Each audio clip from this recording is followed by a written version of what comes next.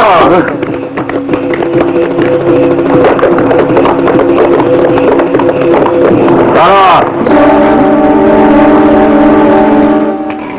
ওই গরু হাটের সেক্রেটারি কে? আমি। কিসের প্রয়োজন? নানা ভাই বলেছে আজ থেকে এই হাটে যত গরু আসবে প্রত্যেক গরুতে 1000 টাকা করে নানা ভাইকে দিয়ে আসবে। আজ থেকে এই নিয়মটা চালু করে দিয়ে গেলাম। এটা কি মৌসুম মূল্য? দেশে আইন কানুন নেই? হ্যাঁ, কি কইলি? আইন কানুন? আরে সব আইন কানুন নানা ভাইয়ের ব্যাগে ভরা থাকে। বিশ্বাস না হয় একবার ট্রাই করে দেখ। তোর আইনের কোন বাবা আছে যে নানা ভাইয়ের উপর কথা বলে?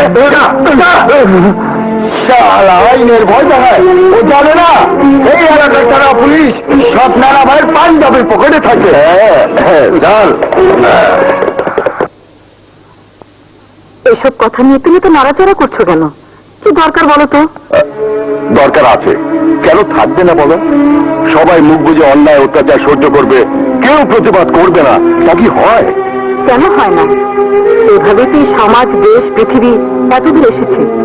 কালের গতি প্রকৃতির সাথে মিশে গেলে প্রতিবাদের ভাষা হারিয়ে যায়, বুঝলে? একজনকে না একজনকে তো প্রতিবাদ করতেই হবে, নইলে অত্যাচারের জোয়ার ওদের ঘাট থেকে কোনোদিন নামবে না।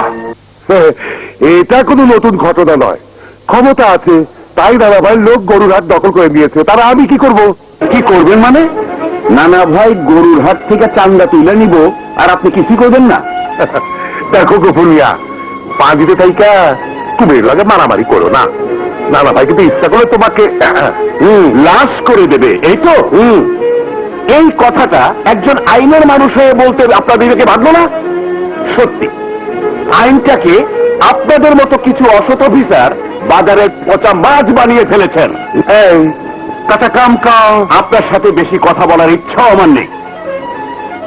আমি আজই মহকুমা শহরে যাব, আপনার চেয়ে বড় অফিসারের কাছে আপনার সব কথা বলে দেবো, দেখি দেশে আইন আছে কিনা।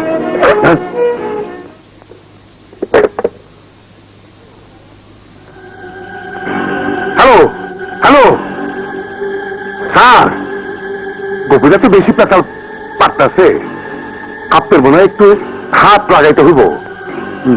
না না না, আমরা কেউ যাবো না, আপনি কাম সারা ফেলান।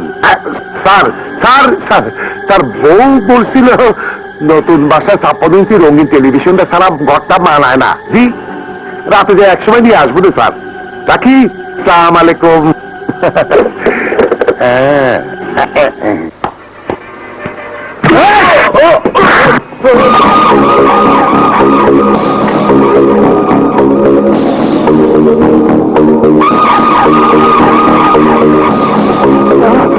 দাদা ভাই,